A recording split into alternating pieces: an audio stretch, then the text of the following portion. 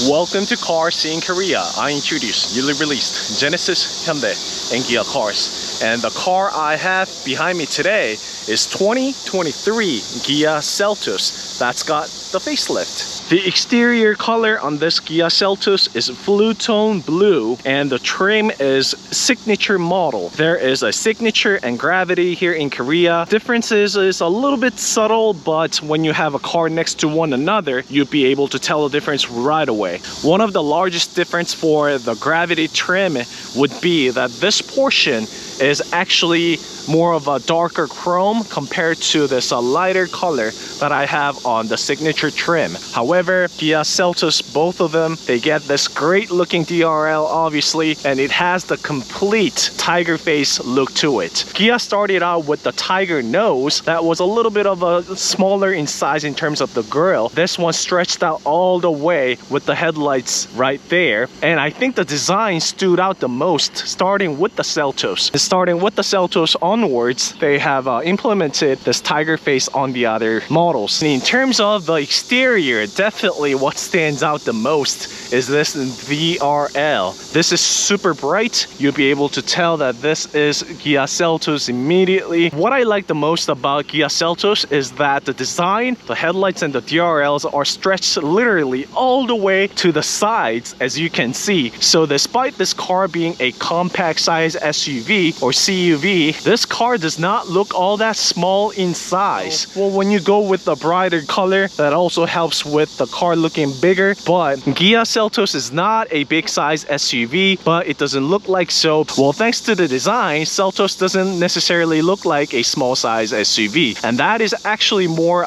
prominent on the rear. Let me take you. So this is the rear of a facelift Kia Seltos. Everybody now would be able to tell that this is the facelift model. On the previous model, this middle part was not connected with the red bars. However, that is not the case with the facelift model. It's literally connected all the way, and also the taillight also stretches out all the way like the front was. This is connected all throughout. Definitely, I have to point out, love this new logo emblem. They've done a great job, and I actually saw a lot of comments, people saying that Kia did a great job, such a great job with the new logo, so why not Hyundai, people said. Well, we'll see about that, right? Same thing as the front, the design stretches all the way out, literally all the way to the right and to the left, making the car, giving that more of the robust feel to it, and that helps with the car looking bigger than it actually is.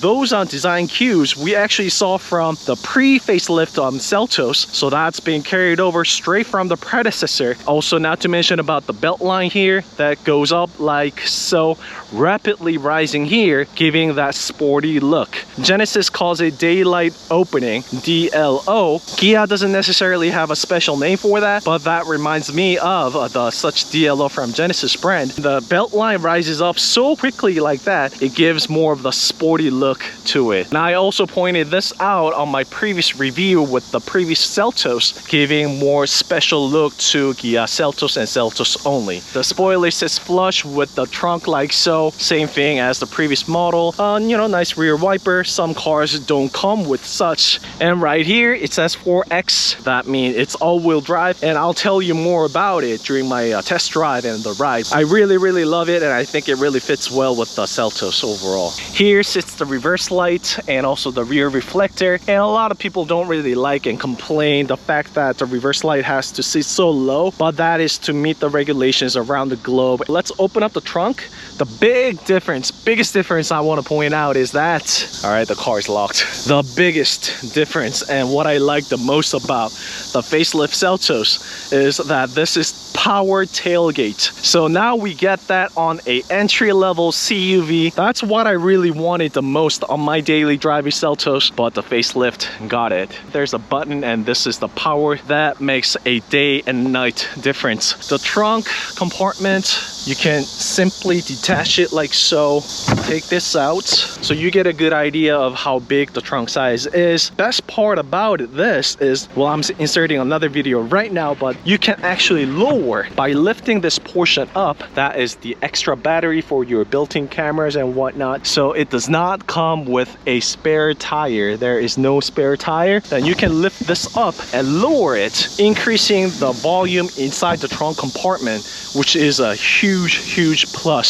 Sometimes you need to fit something taller, you just need that extra space. This Kia Seltos comes with it. I love how Hyundai Motor Group is actually implementing that, not just on the Seltos, on some of the Genesis model and whatnot. They actually open like literally like here, and the second row seat has 2-level inclination. As you can see, you can control it, adjust it by using that lever right here, and it locks at level 1 and you can push it down to level 2 all the way, and it sits flush with your luggage screen. It's the same thing as the previous model, just so you know, so you can easily hang these right here. And just gotta absolutely love that powered tailgate like so. And let me hop in the second row seat of Seltos. So this design that we've seen from the previous model, nothing different. The same heated seat on the second row seat as well. So this is the overall black interior. So I am inside the second row seat, and as you can see, this is quite roomy inside. Not the biggest SUV, of course, but you can definitely have passengers here. So a lot of things that here I might be repeating myself. I did an intensive review on the previous model, which is my car that I daily drive. So refer to that for more information. However, sitting on the second row seat, I can definitely tell you that there has been an upgrade here to C ports and a little bit of a storage area. Probably you can keep your smartphones here like so. So let me show you right here. You can use this lever right here to pull this up. So that's level 1. This is pushed all the way to the back, so you can see the difference. So it actually does make some difference, you know. So you can push it down, and now you have this cozy second angle. So let me show you what that is like right here. So once again, if you're just sitting inside, it's a little difficult for you to do it on your own, but at least it's doable. So clicks at level 1, pops out a little bit just like so. Use this once again to go down the second level. So this, I actually want to say that this is not bad. Like, I've been in the second row seat of my Seltos as well. The second row seat, it's not all that bad at all. Once again, you have to take into consideration that Seltos, after all, is still a compact size SUV or CUV. I gotta be blunt and honest. This is not the best, most comfortable SUV that you can get from Kia, but this being the entry-level SUV, this is a great choice. And a lot of people here in Korea as well, they get Seltos as their very first car. No doubt it's shown on the number of sales, which is skyrocketing. You know, Seltos is actually dominating the market. Fold this down and you have this entirely to yourself. You can store your stuff no problem. There is no ski through on Seltos, although I don't think you need one. A cup holder, so nothing automated, nothing fancy, but once again, it's practical and affordable. Well, since I see it, this is what the cup holder looks like. So let's hop in. Alright, now I'm inside the Seltos, and let me get started with this HUD. This is the good old combiner type, so we can see the speed, the navigation, good old system. We've seen that on Kona, N-Line, and whatnot. Of course, it's better when we have things shot on the windshield right away directly, but you know, it's better than nothing. Some cars, even within Kia family, Sportage does not even get this. And there is actually a lot of discrepancy around the community of what this Kia Seltos Facelift model got in terms of a lot of things, in terms of the interior too. So let's get started with this one as well. It comes with the dual 10.25-inch monitors left and right. This is not straight line, unlike Ioniq brand of Hyundai, but it's angled, slanted just a little bit. It's not the curved display. It's not that the display itself is curved, but the way it's been laid out, it's, you know, slanted a little bit, and it's facing the driver like so. This is a nice upgrade, and I can't believe seeing this on this entry-level SUV on Seltos, because you spend a lot of time, you know, sitting inside the car, of course, and you're looking at this. These infotainment system, they actually matter a lot. Right here, it has the good old Kia Uvo system. Let me set this into English, and you can see that this responds really quick, and it's self-explanatory. If you've been driving Hyundai Motor Group cars, that's Genesis, Hyundai, and Kia, you will get used to this in no time.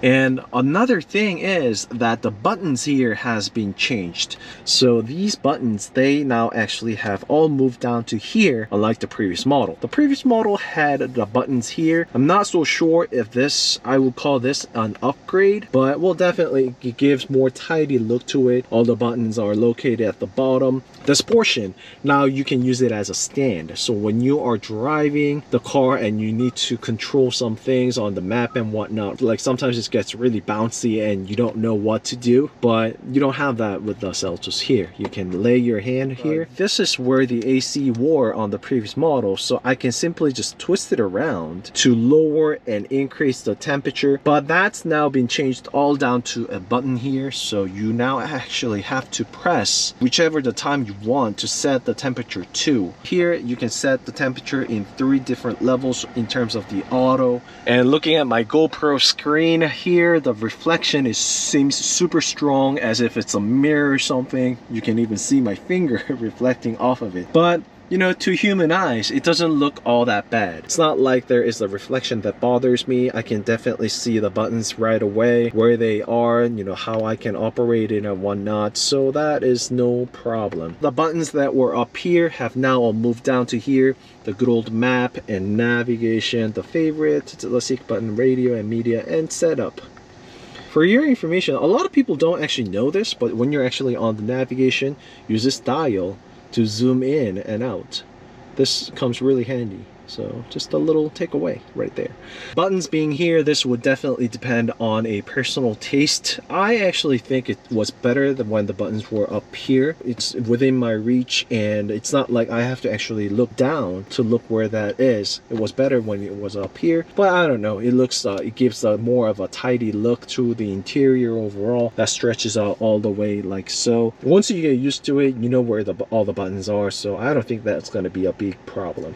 On a previous model, it was just a dummy, well, not a dummy, it was just dead space foregone. It just had a little bit of a secret storage area right here, so I used to keep some of the credit card, or if not, some things here that could fit. This time has upgraded this into the wireless charger. Put your phone in like so. This will light up, showing that it's starting to charge, and also right here it shows you that the phone is wirelessly being charged. USB port as well as another C port, and this is the same thing. Passenger handle is the same thing, it still sits right here. And I actually do love this layout because everything is towards the driver, giving that kind of a race car feel to it. The monitor is angled and it's pointing towards me. This separates from the passenger, and this is like the driver zone.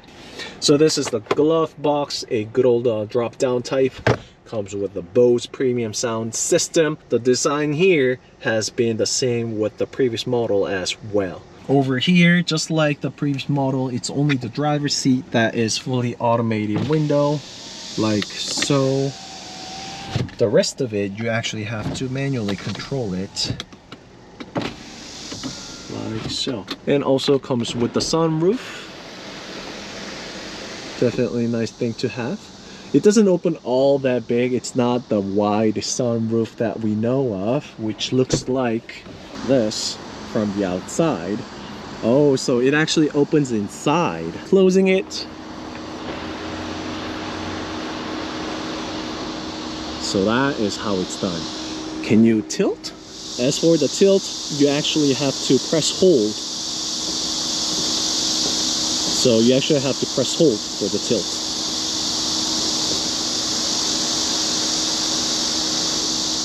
So this, you have to close it yourself. The LED lights, you can touch this to operate it, and the button. Same for the passenger seat as well. Just so you know, you actually all you have to do is just close it, and it's going to actually shut down the light. Some things that people don't know, like so. And of course, the big difference here is that the gear selector has been changed to shift by wire type. Press it down for the parking, and brake, and twist it around for drive. twist it again for reverse, or just slightly for neutral and whatnot. Just look at this. This comes with a round view monitor, so you have the 360 view to yourself, but here you can actually just check that out. Look at this. All this on a entry-level SUV. So this comes really handy when you are driving, going down narrow spots, and also of course parking your car. There is the auto hold. It comes with the good lane keeping assist as well as the HDA, and I've been using the HDA. This definitely is an upgrade from the previous model. This car being the all-wheel drive, it shows you the power that's currently being engaged, where the power distribution is going. So these buttons here, you can use the HUD, the combiner type. If you don't like it, just you know, press it and that will go down like so. And this happens every time you hop in and out of the car as well. You can turn off the VDC and yep, power tailgate once again. Press hold to open it up. Let's go check out the engine bay and tell you what's really been upgraded on this facelift Seltos. It's definitely the engine and also the transmission.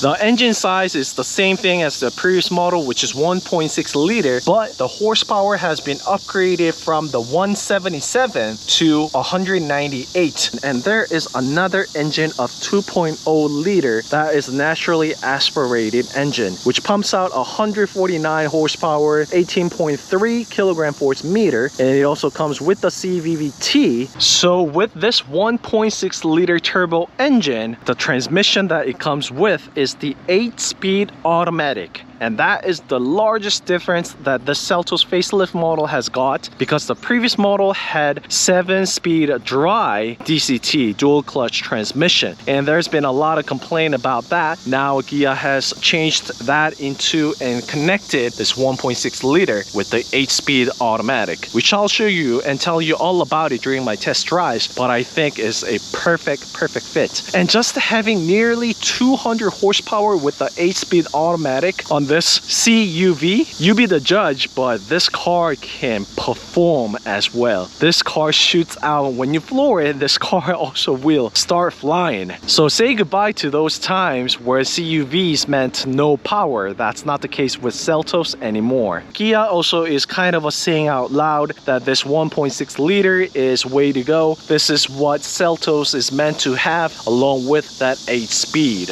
I actually like how the engine is sitting so lower to the ground. It's better center of the gravity. The 235 45 18 on the outside, and once again, this being the signature trim. When you go with the gravity, which is the higher trim, it comes with a blacked out wheels. I actually like this wheel design from Kia that actually has this kind of a brushed out face to it. It gives more of a, you know, two-tone feel to it. I don't know if that is for everybody, but I've been actually being a big fan of this wheel design. Here is the plastic cladding that we also saw on the previous model as well. When you look at the side skirt right here, it actually has another high gloss finish piano black in the middle. It actually has 3 different colors on the profile alone. That gives more of an aggressive look on the profile as well. And having said that, when you go with the gravity trim, this will also be black. A lot of things are blacked out along with the wheels, like I just told you. The side mirror, the darker chrome on the front go with the gravity trim. And I've gone over the engine, but another big difference I said was the transmission, the 8-speed transmission. And also this car and my test driver comes with all-wheel drive. That is shown right here. So you can lock the rear wheel as well. You can have the all-time, full-time all-wheel drive. That is also shown right here underneath the car. So there is another axle that connects the front and the rear. The rear suspension for the two-wheel drive is actually torsion bar on the rear. However, it comes with the multi-link for all-wheel drive. That is why we see a multi-link. And the reason is, once again, this car being the all-wheel drive. Let me show you the light operations. The lights on. The high beam. Turn signals. Emergency light. Let me actually reverse my car and show you the lights are like. So that is the reverse light, surround view, the brake light on, off, lights on, turn signals, and without the lights on. And I actually like the brake light a lot. So now this has been changed. It was the dial type right here on the previous model where you just push it down, but now this is more of a lever like so. So echo, go down, normal, and sport. So you can lock your all-wheel drive like so. That lights up here, showing that the transmission, the rear wheels are locked. Heated seats and ventilated seats, and the parking alarm, and also the view, the parking camera. Here I'm showing you two different keys. One of them is my key for the previous model Seltos. This is the newer model. And do you see the biggest difference on these? Yep, it comes with. Now you can remotely control your Seltos as well on this model. When you park your car next to a pillar, this comes in really super handy. Let me show you how it's operated. So let's shut the car off. Fire up the car using that button on top. Yep, the engine, the motor is running now. And you know, just press this button accordingly. If you want to pull your car out to the front, just push it down. And the e-brake disengages on its own. The car starts moving like so. So this comes in super handy. You know, when you live parked your car next to a pillar and so on and so on. And this is the brake light. Oh, I'm seeing it myself for the first time, by the way. And that is the reverse light. Oh, so this is how I should capture the lights from now on. And you know, whenever it recognizes anything, you see, the car stops on its own. Full throttle.